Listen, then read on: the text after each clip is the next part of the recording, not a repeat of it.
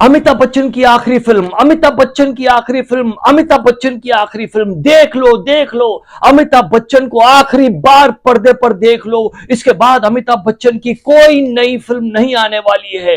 यही आवाज थिएटरों के बाहर चलती रहती थी, हाउसफुल का बोर्ड रहता था और बाहर ब्लैक में टिकट बिक रही होती थी और हर ब्लैक की टिकट बेचने वाले के मुंह पर यही बात रहती थी, यही आवाज रहती थी और पब्लिक के मुंह पर भी यही आवाज रहती थी कि अरे यार अमिताभ बच्चन की आखिरी फिल्म है, देख लेते हैं यार, इसके बाद अमिताभ बच्चन की कोई नई फिल्म देखने नहीं मिलने वाली है। जी हां, मैं अमिताभ बच्चन की उस आखिरी फिल्म के बारे में बात कर रहा हूं जो 1982 में रिलीज हुई थी। जी हां, अमिताभ बच्चन की आखिरी फिल्म जो 1982 में रिलीज हुई थी।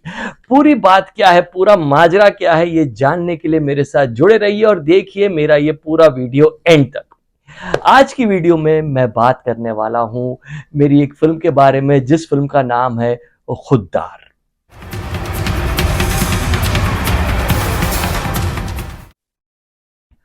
खुद्दार में मैंने अमित जी के बचपन का रोल किया था। कुछ ही समय पहले मेरा एक वीडियो बहुत वायरल हुआ था, उसी फिल्म का एक क्लिप था जिसमें मैं कहता हूं कि नहीं, मैं ऐसे ही रोटी नहीं खाऊंगा, पहले मैं कमाऊंगा और फिर खुद की कमाई से ही मैं रोटी खाऊंगा। मैं किसी के ऊपर बोझ नहीं बनना चाहता हूं, मुझे बोझ उठाना मंजूर है मगर बोझ बनना नहीं। और इस पर हंगल साहब कहते हैं, वाह मेरे खुद्दार बेटे वाह। और वहां से फिर दिखाया जाता है कि मैं स्टेशन पर सामान उठा रहा हूँ, टैक्सी धो रहा हूँ और दूसरे छोटे मोटे काम कर रहा हूँ और फिर देखते ही देखते मैं बड़ा हो जाता हूँ और मैं अमिताभ बच्चन बन जाता हूँ। इस फिल्म में मेन लीड किया था ऑफ कोर्स हम सबके चहीते और मेरे तो खास ही फेवरेट और सदी के महानायक अमिताभ बच्चन जी ने। और इनके साथ थी हीरोइन परवीन बाबी और विनोद मेहरा जी थे, बिंदिया गोस्वामी थी, तो संजीव कुमार साहब थे इस फिल्म में, प्रेम चोपड़ा जी थे, तनुजा जी, ये सब आर्टिस्ट थे इस फिल्म में। और जैसे कि मैंने कहा कि मैं अमित जी के बचपन का रोल कर रहा था इस फिल्म में और तनुजा जी जो है मुझे धक्के मारकर घर से बाहर निकाल देती है, तो मैं अपने छोटे भाई को लेकर मुंबई आ जाता हूँ और मुंबई में कैसे मैं मेहनत करते करते मैं बड़ा हो जाता हूँ। इसमें मैं आपको एक बहुत इंटरेस्टिंग किस्सा बताना चाहता हूँ इस फिल्म को लेकर कि इस फिल्म में जो एक सीक्वेंस था जिसमें मैं और मेरा भाई भाग जाते हैं और गुंडे हमारे पीछे पड़े होते हैं और हम एक डंपर के पीछे, एक रोड रोलर के पीछे मैं और मेरा भाई छुप जाते हैं। और वहां से एक विलन जो है वो हमें नीचे से देख लेता है कि हम कहाँ छुपे और हमें विलन घेर लेते हैं। उस शॉट के दौरान जब एक विलन ने मुझे मारा तो सचमुच में मुझे सर पर चोट लग गई थी और वो लोहा जो है वो मेरे सर पर लग गया था और मेरा सर फट गया था। देखिए ये सीन जिसमें हम लोग छुपे हुए हैं और ये विलन्स आते हैं और एक विलन मुझे मारता और ये देखिए, ये मैंने मेरे सर पर हाथ रख दिया, मुझे सच में चोट लगी थी मगर मैंने शॉट कट नहीं होने दिया। और जब शॉट खत्म हो गया तो शॉट खत्म होने के बाद मैं जोर जोर से रोने लगा और अपना सर पकड़कर बैठ गया था। और फिर जब मेकअप मैन आए, बाकी के प्रोडक्शन वाले आए, देखे तो मेरा सर फट फट गया था थोड़ा सा। फिर मुझे फर्स्ट एड वगैरह लगाया गया, डॉक्टर के पास भेजा गया, तो डॉक्टर ने कहा कि नहीं चोट तो लगी है लेकिन स्टिचेस की ज़रूरत नहीं है। तो ऊपर वाले की कृपा थी कि कोई स्टिचेस वगैरह नहीं आए मगर ज़ख्म काफ़ी गहरा था। तो इसी तरह मेरे खून पसीने की जो मेहनत है खुद्दार में लगी है। इस फिल्म में मुझे संजीव कुमार साहब के साथ एक बार फिर काम करने का मौका मिला। मैंने संजीव कुमार के साथ पहले भी काम किया था, परिचय, दिल और पत्थर, चौकीदार और भी फ़िल्में थी जिसमें मैंने संजीव कुमार साहब के साथ काम किया था, फरार। तो फिर मुझे खुद्दार में एक बार फिर उनके साथ काम करने का मौका मिला। मुझे तनुजा जी के साथ काम करने का मौका मिला, शम्मी आंटी के साथ मुझे काम करने का मौका मिला और हाँ, ए के हंगल साहब जिनको मैं बहुत ही रिस्पेक्ट करता हूँ, मुझे लगता है बहुत ही कमाल के एक्टर है और बहुत ही कमाल के इंसान थे हंगल साहब। उनसे बहुत कुछ मुझे सीखने मिला है, उन्हें देख देख कर मैंने बहुत सीखा है। बावर्ची में मैंने हंगल साहब के साथ काम किया, परिचय में मैंने हंगल साहब के साथ काम किया, खुद्दार में मैंने हंगल साहब के साथ काम किया। उसके बाद आगे भी क्रोधी और भी फ़िल्में मैंने की जिसमें मैंने हंगल साहब के साथ काम किया। बस मैं उनको देखता रहता था कि वो किस तरह अपने कैरेक्टर को प्रिपेयर करते हैं, किस तरह वो सेट पर आते हैं, किस तरह सेट पर अपने आप को कंडक्ट करते हैं और वो कैसे परफ़ॉर्म करते हैं कैमरे के सामने। उनको देख-देख कर मैंने बहुत सीखा है। इप्टा के मेंबर रहे हैं, रंगमंच से आए हैं, बहुत अच्छा उनका बैकग्राउंड रहा है एक्टिंग को लेकर। तो मैं हंगल साहब का बहुत बड़ा फ़ैन हूँ और बहुत कुछ मैंने सीखा है हंगल साहब से। खुद्दार के जो डायरेक्टर थे, वो थे रवि टंडन जी। रवि टंडन जी अपने ज़माने के बहुत बड़े और बहुत ही कमर्शियली सक्सेसफुल डायरेक्टर रहे हैं। बड़ी-बड़ी हिट फ़िल्में उन्होंने अपने ज़माने में दी हैं। वक़्त की दीवार और खुद्दार, और जो मेरी फ़ेवरेट फ़िल्म है, जो मुझे उनकी सबसे बेस्ट फ़िल्म लगती है, ऋषि कपूर, नीतू सिंह की खेल-खेल में। रवि टंडन जी और अमिताभ बच्चन साहब दोनों एक दूसरे को बाखूबी समझते थे और दोनों एक दूसरे के लिए बहुत लकी भी थे, क्योंकि दोनों ने दो फिल्मों में एक साथ काम किया था, मजबूर और खुद्दार, और दोनों ही फिल्में सुपर हिट रही थी। मगर इसके बावजूद पता नहीं क्यों खुद्दार के बाद अमित जी और रवि टंडन साहब ने दोनों ने एक दूसरे के साथ काम नहीं किया। बहुत सारे लोगों को अगर ये नहीं पता है, वैसे तो बहुत सारे लोगों को पता होगा, लेकिन जिन्हें नहीं पता है उनको मैं बता दूं कि रवि टंडन जी जो हैं, रवि टंडन जी जो थे वो रवीना टंडन के पिताजी थे। रवीना टंडन अपने ज़माने की और आज की भी मशहूर एक्ट्रेस है, सभी लोग जानते हैं। तो रवि टंडन जी रवीना टंडन जी के पिताजी थे और प्रोड्यूसर थे इस फिल्म के अनवर अली साहब। अनवर अली जो थे वो मशहूर एक्टर महमूद साहब के सबसे छोटे भाई थे। अनवर अली ने भी अपना जो करियर शुरू किया था वो एज एन एक्टर शुरू किया था। महमूद भाई के साथ साथ वो स्टेज पर डांस करते थे। बहुत सारे लोगों को शायद ये नहीं पता होगा। तो महमूद साहब के जो पिताजी थे मुमताज़ अली, उनकी स्टेज शोज चलते थे, उनकी नाइट्स चलती थी, मुमताज़ अली नाइट्स। तो उस पर मुमताज़ अली साहब जो खुद भी परफॉर्म करते थे, डांस करते थे, उनके बच्चे भी डांस करते थे। महमूद साहब स्टेज पर परफॉर्म करते थे, डांस करते थे। अनवर अली भी उनके साथ स्टेज पर परफॉर्म करते थे, डांस करते थे। तो जैसे-जैसे महमूद साहब जब फ़िल्मों में आए तो साथ-साथ अनवर अली जी भी एक्टिंग करने के लिए फ़िल्मों में आए। उन्होंने बहुत सारी फ़िल्मों में काम किया, कारवां, परवाना। शुरुआत में अगर देखा जाए तो सात हिंदुस्तानी जो अमित जी की पहली फ़िल्म थी, उसमें भी अनवर अली साहब ने साथ में काम किया। तो बहुत सारे रोल्स उन्होंने किए। एज़ अ हीरो भी उन्होंने फ़िल्में की, एज़ अ विलेन की, एज़ अ कॉमेडियन की। लेकिन आपको अगर मैं बताऊँ तो आपको सबसे ज़्यादा अनवर अली जी याद होंगे बॉम्बे टू गोवा में। बॉम्बे टू गोवा में महमूद साहब और अनवर अली साहब, एक कंडक्टर है और तो एक ड्राइवर है। एक का नाम राजेश है तो एक का नाम खन्ना है। जी हाँ, जो ड्राइवर बने थे वो अनवर अली साहब थे, महमूद साहब के भाई। उन्होंने खुद्दार में भी एक छोटा-सा रोल किया है हवलदार का। हम लोगों का जो गाँव का घर दिखाया था वो कहीं का नहीं था, मुंबई में ही अंधेरी में 7 बंगलोज़ में एक मशहूर लोकेशन उस ज़माने में हुआ करता था जिसे कहते थे डॉक्टर सूद का बंगला। तो वो डॉक्टर सूद के बंगला आपने बहुत सारी फ़िल्मों में उस घर को देखा होगा, वो मुंबई का ही घर था।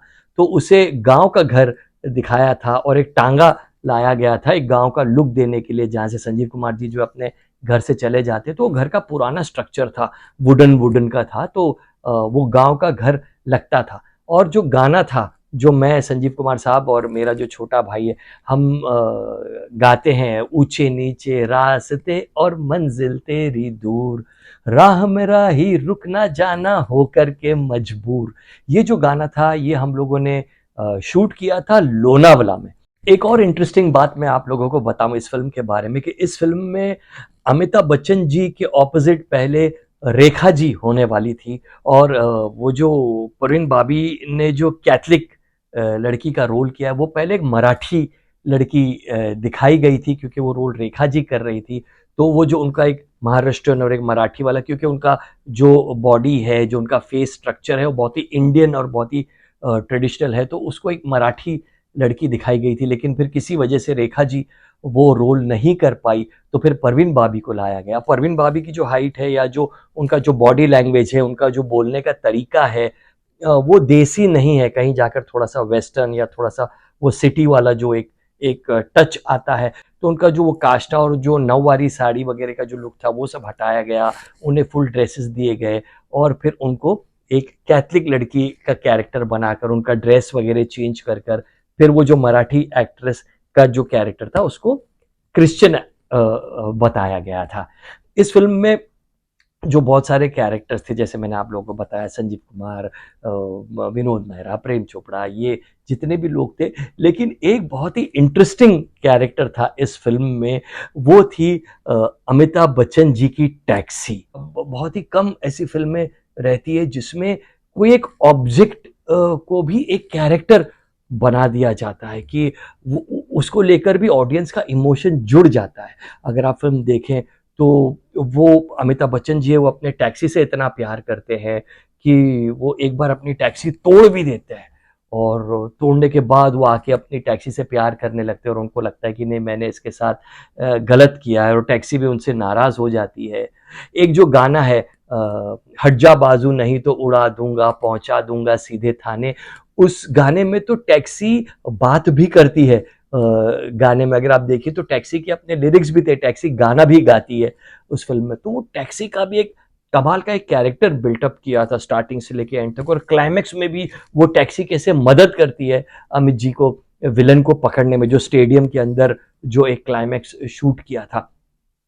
तो वो टैक्सी बहुत ही इंपॉर्टेंट हिस्सा थी उस फिल्म की, और पोस्टर में भी और हर जगह बैनर्स पर वो टैक्सी आपको, सारे एक्टर्स और सारे कैरेक्टर्स के साथ वो टैक्सी भी आपको होर्डिंग्स पर, बैनर पर जरूर देखने मिलती। अमिताभ बच्चन जी और संजीव कुमार साहब ने कई फिल्मों में एक साथ काम किया, जैसे शोले, त्रिशूल, फरार, सिलसिला, ईमान धर्म और भी कई फिल्मों में इन दोनों ने एक साथ काम किया। लेकिन खुद्दार इन दोनों की एक साथ काम की हुई आखिरी फिल्म थी।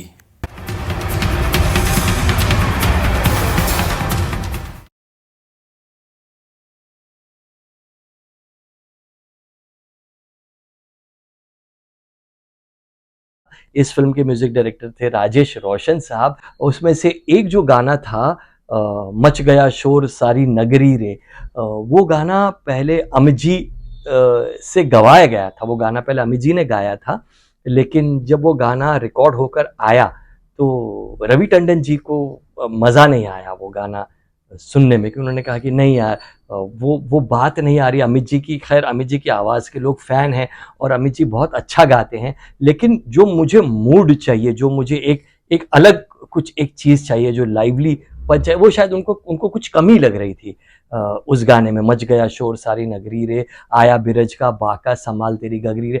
तो फिर वो गाना दोबारा रिकॉर्ड किया गया और वो गाना फिर किशोर दा ने फिर से गाया। अब मैं बात करता हूँ, जो मैं सबसे पहले आप लोगों को वीडियो में बता रहा था कि अमिताभ बच्चन जी की आखिरी फिल्म क्यों थी। हुआ ये था कि जब ये फिल्म रिलीज हुई 30 जुलाई 1982 में, उसी के कुछ दिन पहले 26 जुलाई 1982 में अमित जी का कूली के सेट पर शूटिंग के दौरान एक हादसा हो गया था और उनकी उनकी जो प्राण थे वो संकट में आ गए थे। बहुत ही फेटल केस हो गया था उनका, और जिंदगी और मौत के बीच जूझ रहे थे, लड़ रहे थे, और पूरा मुल्क जो है उनकी सलामती की दुआ कर रहा था। सब ये प्रार्थना कर रहे थे कि अमित जी सही सलामत अपने घर वापस आ जाए। अमित जी उस दौरान हॉस्पिटल में एडमिट थे। 26 जुलाई को यह हादसा हुआ था और 30 जुलाई को खुद्दार रिलीज हुई थी। तो उस दौरान एक माहौल बन गया था कि अमित जी जो है बहुत सीरियस है और कभी भी कुछ भी हो सकता है उनके साथ, कभी भी कोई बुरी खबर आ सकती है।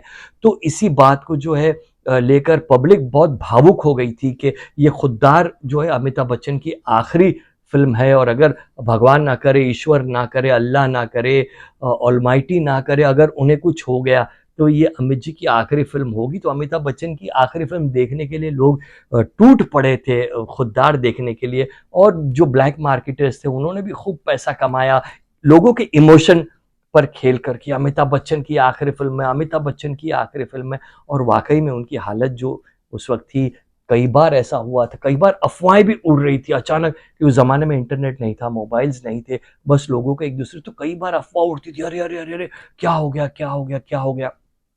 तो लोगों को फिर बाद में बता, नहीं नहीं नहीं, ये तो अफवाह है, ये तो अफवाह है। तो लोगों में ये था, लोग एक दूसरे से पूछते रहते थे, फोन कर, क्या हुआ भाई, उनकी तबीयत कैसी है, तबीयत कैसी है। तो वो बिल्कुल जिंदगी और मौत के बीच लड़ रहे थे। और मतलब एक पॉइंट आ ही गया था जब लोग समझ रहे थे कि अब अमित जी जो है, कभी भी कुछ भी हो सकता है, और ये अमित जी की आखिरी फिल्म होगी, खुददार। तो ये ब्लैक मार्केट है, जो देखिए अमिताभ बच्चन की आखिरी फिल्म, अमिताभ बच्चन की आखिरी फिल्म। तो और खैर अमिताभ बच्चन जी की जो ये फिल्म थी खुददार, अगर ये हादसा नहीं भी होता तो भी बहुत बढ़िया फिल्म थी, और इसके गाने बहुत चले थे, कहानी बहुत अच्छी थी। तो ये फिल्म वैसे भी हिट होनी ही थी। और खुददार इतनी बड़ी हिट हुई कि खुददार रिलीज होने के बाद ये तमिल में भी बनी, और तमिल में अमिताभ बच्चन जी का जो रोल था वो रजनीकांत जी ने किया था, और इस फिल्म का नाम था पडिक्कदवन। और फिर तेलुगु में भी ये फिल्म रिलीज हुई थी, जिसका नाम था ड्राइवर बाबू, और इसमें अमिताभ बच्चन जी का रोल किया था शोभन बाबू ने।